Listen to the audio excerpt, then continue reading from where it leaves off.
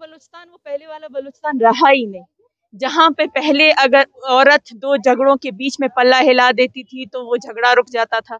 जहाँ पर अगर वो औरत किसी के घर चली जाती थी तो वो नाराजगी, वो दुश्मनदारी खत्म हो जाती थी।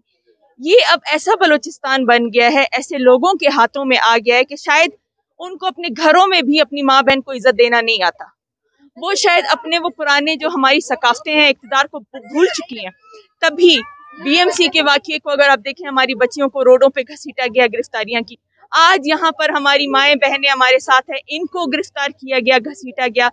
और सबसे ज्यादा जिसका मुझे दुख हुआ कि छोटे छोटे बच्चे इनके साथ थे और वो बच्चे यहाँ पर ख्वार जलील हो रहे हैं। मतलब ये गवर्नमेंट बिल्कुल फेल है, नाअहल है जी।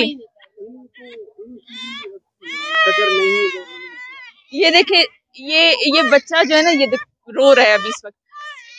मैं कहती हूँ इस गवर्नमेंट के लिए डूब मरने का मकाम है कि ये इनको अगर इतनी सी भी शर्म है, अगर इतनी सी भी गैरत है, वो इस बच्चे की तरफ देखें और यहाँ पर देखें कि वो किस तरह से नाजायज काम कर रहे हैं, किस तरह इन्होंने जो सलूक।